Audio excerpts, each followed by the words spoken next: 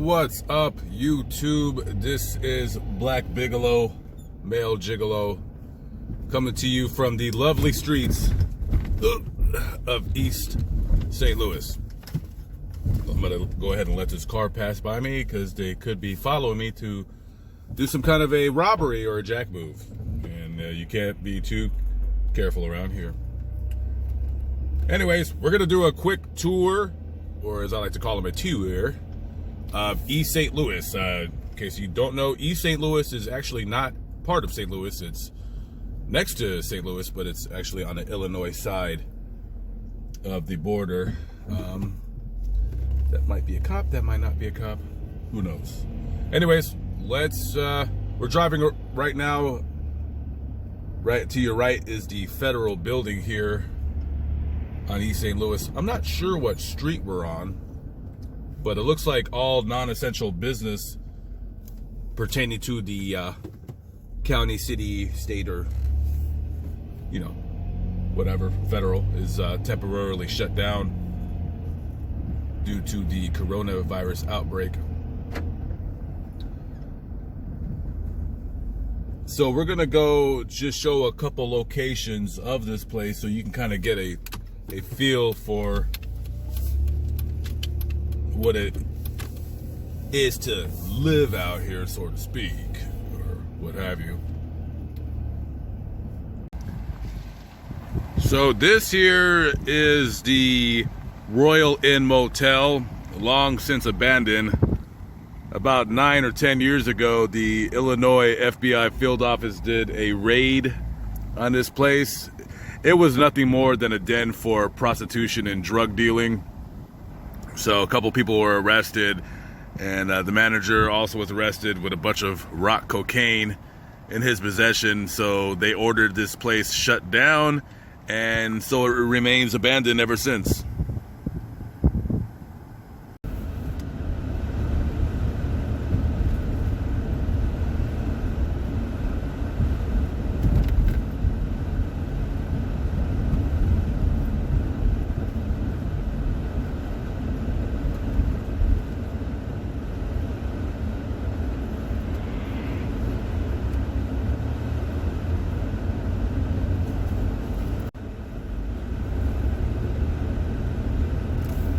So, for me driving around here, this is actually a nicer, small section of East St. Louis. Now, it's not all, you know, dilapidated buildings and houses.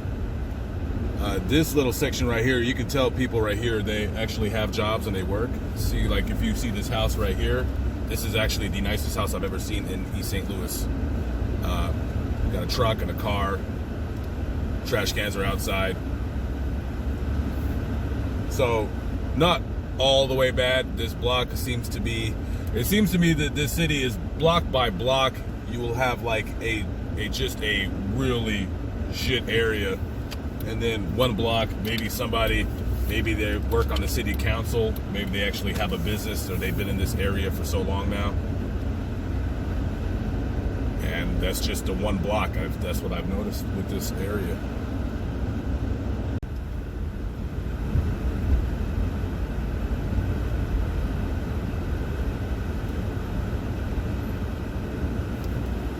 A lot of streets out here that are in disrepair.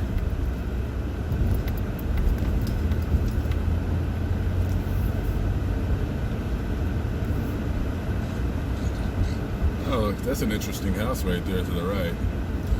So if you see this right here, the stop sign is covered with gang graffiti and it says GD. That stands for Gangster Disciples. That is a Chicago-based gang, one of the larger gangs in the Midwest, the Gangster Disciples. This seems to be their territory, or where they stake their claim here.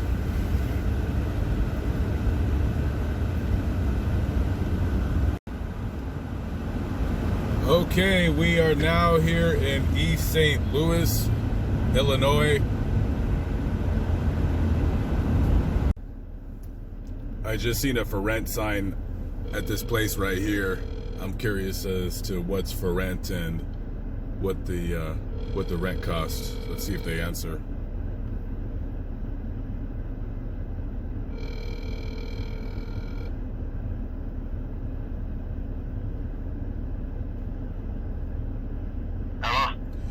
Yeah, hey, I seen a for rent sign. I was driving down the street. It was like a brick apartment building. Okay. Yeah, I was wondering what was for rent. Was it a one bedroom or a single? I can speak with you to see if I can help you. My name is Leonard Aldridge. May I ask your name? Yeah, my name is Lamont. Lamont? Yeah. And your last name, Lamont? Cranston. Okay, Mr. Lamont Cranston. I'm Leonard Aldridge. Are you trying to rent an apartment for yourself, or are you trying to help someone, or what? It's for me. Okay, and how many people would be with you when you move? Just me. Okay. Those are one bedroom, living room, kitchen, and bath. We're working on it upstairs. It's not ready now. If you needed something immediately, I wouldn't have it. Did you need something right away? No. Okay. Do you have 30 days or less to wait, or what's your schedule? Yeah, I have 30 days to wait. Okay. So they're one bedroom, living room, kitchen, and bath. We pay water, sewer, trash. You pay the Ameren, gas, and electric. And it's $4.95 for the rent. What are you looking for price-wise? Not $4.95 for that place. No. Sounds good. I appreciate your call. Okay, thank you. Bye. Bye. You would think it was a little bit cheaper, $4.95 for a kind of a dumpy looking apartment. I was kind of surprised. I was thinking maybe the apartment would be about I was thinking it actually be a little bit cheaper. I was guessing he would say $4.25, possibly $4.50, but $4.95, it's, you know, I'm not sure people in this area are gonna really want to pay $500 for a one bedroom here. Because the problem is, see, here's the problem. There's really no jobs in East St. Louis. All the jobs are in St. Louis. So if you're going to rent a dilapidated apartment, well, why do that when you could just rent a dilapidated apartment in St. Louis and be closer to where your work is going to be? So I just totally thought of something. I was waiting for that guy to catch my reference to The Shadow, but I don't think he understood. It was a little inside joke. Maybe I guess he didn't. Guess he wasn't a big fan of The Shadow, reruns of it, anyways.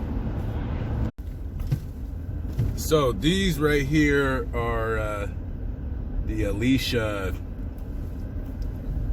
housing projects. I believe that's the name.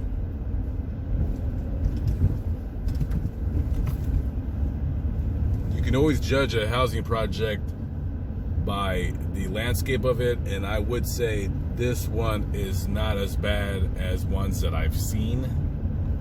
So they do a decent job anyways of keeping the place somewhat clean. But if you notice right here at the garbage area, you can also tell how a place keeps their property by the, pretty much what you see at the dump. Me personally, when I go, and I know I haven't lived in an apartment in quite some time, but when I would go looking for apartments, when I was younger, one of the first places I would actually go is to the dumpster areas to see how clean they are. Because if you see a dumpster area that's, disgusting and full of trash, kind of like how I just shown you, that kind of shows you the kind of people that live there, the kind of situations going in that are involved in the place, and that shows you the property management and their team of employees and how they do their job in keeping a place tidy. Something you might want to think about next time you decide to rent an apartment. And these potholes here are rather dangerous. Definitely don't want to drive too fast coming through these here projects. So this right here is the Casino Queen. I just wanted to show you guys really quick. If you can see right here where the security guard is looking at me funny, it's kind of close to, very close to downtown St. Louis.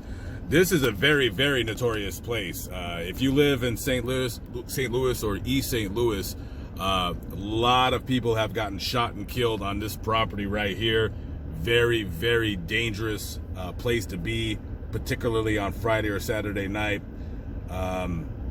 It's on the Illinois side of the river here, but this place seems to be like a real melting pot for nefarious, individuals. Even though it is a large employer of the local area, and really the only bright spot economically to East St. Louis. It's closed because of the coronavirus pandemic, if you will, that's been going around everywhere. So I just passed this block from the other side. I just wanted to come around and show you guys this place looks like it got destroyed in a fire. And oh, we have a cat running across the street. I guess this is where the cat lives. Cat's probably just hunting birds. But yeah, look at this place. Wow, this place got destroyed. Let me back up a little bit and show you guys. Yeah, would you look at that? Jeez Louise. And things like that are very dangerous because that building looked like it could just fall any minute. You get a couple of kids going around here playing in the debris, something can fall on their head. And they're still just leaving this thing just to kind of fall on within itself. So, wow.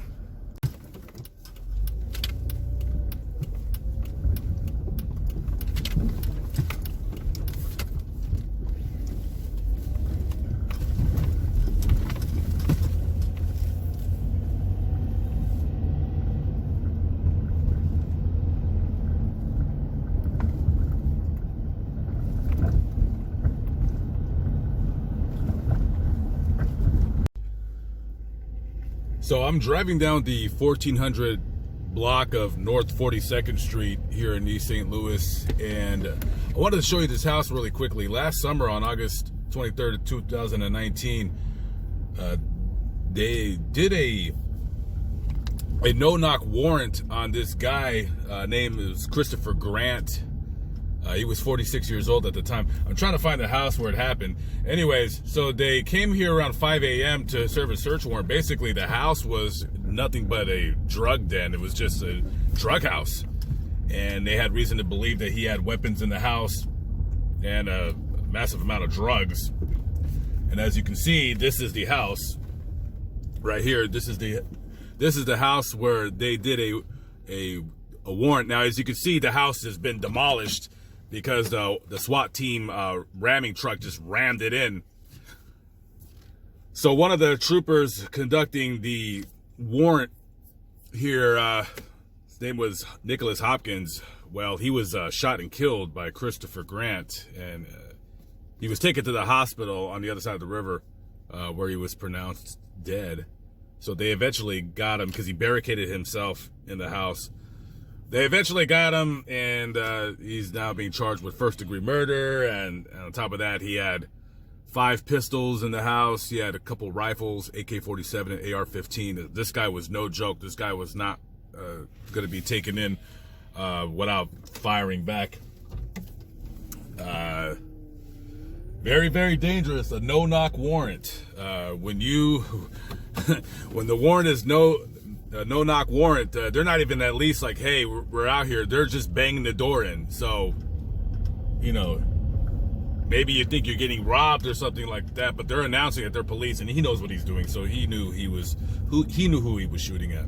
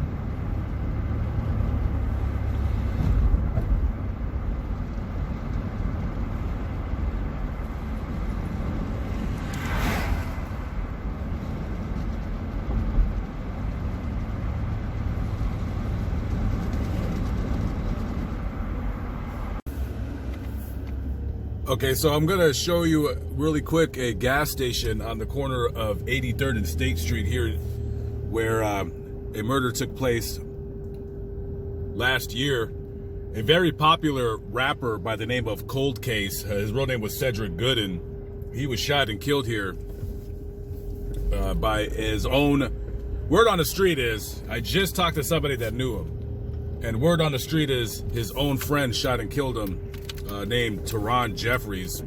It occurred at this gas station right here, just shot and killed him in cold blood. And the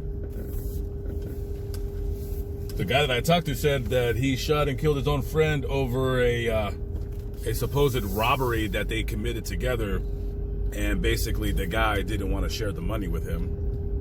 So instead of just splitting the proceeds from the robbery, he just went ahead and shot and killed him for no damn reason other than that. So, but that rapper, he was very, very popular. I heard a lot of people liked him.